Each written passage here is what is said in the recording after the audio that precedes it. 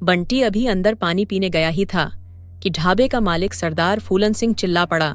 कहाँ मर गया बंटी? देख नहीं रहा?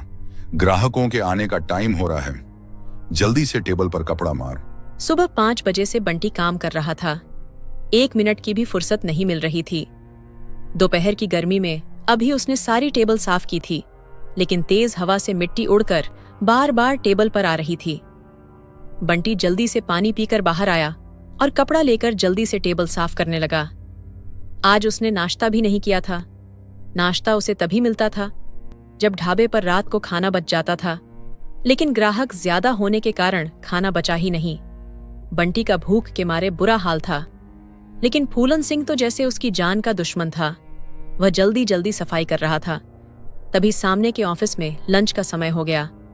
थोड़ी देर में पूरा ढाबा ग्राहकों से भर गया। बंटी और उसके साथ दूसरे नौकर भाग भाग कर ऑर्डर ले रहे थे, सफाई कर रहे थे। इधर सरदार फूलन सिंह चिल्ला चिल्ला कर काम करवा रहा था। अपने नौकरों से उसे कोई मतलब नहीं था, उसे बस गल्ले में आ रहे पैसों से मतलब था। बंटी का असली नाम कोई नहीं जानता था, सब उसे छोटू कहकर बुलाते थे। लंच टाइम के बाद भी करीब 4 बजे तक ढाबे पर कोई न कोई आता रहा। साफ सफाई के बाद फूलन सिंह ने देखा कि थोड़ा खाना बचा है, तो वह बोला, चलो तुम लोग भी जल्दी से खाना खा लो, फिर शाम के खाने की तैयारी करो। और सुन विक्रम, इनमें से किसी को भी पनीर की सब्जी मत दियो, रात को इसे चला देंगे। विक्रम जो वहाँ खाना बनाता था वह बोला, मालिक कल की सब्जी है, शाम तक तो खराब हो जाएगी। तब फूलन सिंह बोला, अच्छा चल दे इन्हें थोड़ी सी सब्जी।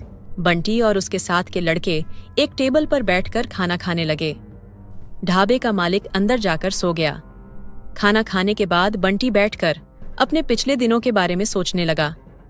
बंटी एक गांव में रहता था। उसके माता पिता खेत में मजदूरी करते थे। वह दिन भर अपने साथ के बच्चों के साथ खेलता रहता था। न कोई चिंता, न कोई फिक्र, कम में गुजारा हो जाता था। शहर से उसके पिता का दोस्त गांव गया और बोला, अरे शहर में इतने काम के रोज 400 रुपये मिलते हैं, तुम्हारा बेटा भी अच्छे से पढ़ सकेगा। वहाँ बड़े सरकारी स्कूल में मुफ्त में पढ़ाई होती है, इसके जितने बच्चे इंग्लिश में बात करते हैं। बंटी के भविष्य की चिंता उन्हें गांव से शहर ले आई। एक कंपनी में बंटी के माता पिता काम करने लगे। वही पास ही में एक छोटी सी झुग्गी में रहने लगे। बंटी से उसके पिता ने कहा, बस बेटा कुछ दिन की बात है, थोड़े पैसे इकट्ठे हो जाए, फिर तेरा दाखिला स्कूल में करवा दूंगा। बंटी भी बहुत खुश था। पिता का वह दोस्त रोज घर आ जाता था। शाम को बंटी के पिता उसके साथ जाने लगे। उसने उन्हें शराब पिलाना शुरू कर दिया। कुछ ही दिनों में बंटी के पिता को शराब की ऐसी लत लगी कि उसने काम पर जाना छोड़ दिया। अब वह दिन भर शराब पीकर पड़ा रहता। बंटी की माँ मजदूरी करके लाती, तब कहीं चूल्हा जलता। बंटी की माँ घर में क्लेश करती। वह चाहती थी कि सब छोड़कर गांव चलते हैं। बंटी के भविष्य का भी वास्ता देकर शराब छोड़ने के लिए कहती, लेकिन बंटी के पिता पर कोई असर नहीं होता। एक दिन बंटी बाहर खेल रहा था, तभी उसने जोर से चीख सुनी। बंटी जल्दी से भाग कर गया तो देखा बंटी के पिता ने उसकी माँ को बुरी तरह मारा है। माँ बेहोश पड़ी थी। पड़ोसियों की मदद से उसे अस्पताल ले जाया गया, जहाँ डॉक्टर ने उसे मृत घोषित कर दिया। ये खबर सुनते ही बंटी का बाप भाग गया। बंटी अब अकेला रह गया। कुछ ही दिनों में पता लगा उसके पिता को पुलिस ने पकड़ लिया। बंटी की झुग्गी पर भी किसी ने कब्जा कर लिया। बंटी भटकते भटकते इस ढाबे पर पहुंच गया। तब से वह ढाबे पर नौकरी कर रहा है। बंटी की आंखों से आंसू बह रहे थे। न वे लोग शहर आते, न ये सब होता। यही सोचकर बंटी रो रहा था। कुछ ही देर में फूलन सिंह आ गया और चिल्लाने लगा। बंटी और उसके साथ के दूसरे नौकर जल्दी से उठकर शाम के खाने की तैयारी में लग गए। इसी तरह समय बीत रहा था। एक दिन फूलन सिंह के ढाबे पर कुछ अफसर आए। छोटे बच्चों से काम करवाने के कारण उसे पकड़कर ले गए। साथ में बंटी और उसके साथ के 2 नौकरों को भी पकड़ लिया गया। बंटी से थानेदार ने पूछा, लड़के तेरा गांव कहाँ है, तेरे माँ बाप कहाँ हैं? बंटी उन्हें सारी बात बता देता है।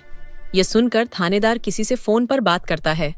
फिर बंटी को एक एनजीओ की मदद से अनाथ आश्रम भेज दिया जाता है। बंटी अब अनाथ आश्रम में रहता है। वहां भी उसे काम करना पड़ता था। इसके साथ बड़े लड़के उसे मारते भी थे।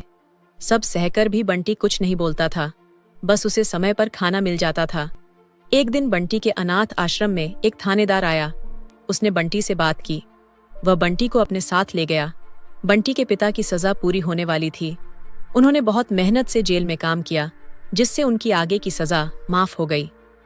थानेदार को उनसे हमदर्दी हो गई थी। उनके पछतावे को देखते हुए उसने बंटी को ढूंढने का वादा किया। आज बंटी को देखकर उसके पिता उससे लिपटकर बहुत रोए। उन्हें देखकर बंटी भी रोने लगा, जेल में किए काम के पैसे लेकर। बंटी के पिता ने वापस गांव जाने का फैसला किया। बंटी अपनी मां को खोकर और कुछ कड़वी यादों को लेकर अपने पिता के साथ वापस अपने गांव आ गया। दोस्तों, ऐसे ही इंटरेस्टिंग कहानी देखने के लिए वीडियो को लाइक और चैनल को सब्सक्राइब जरूर कीजिएगा।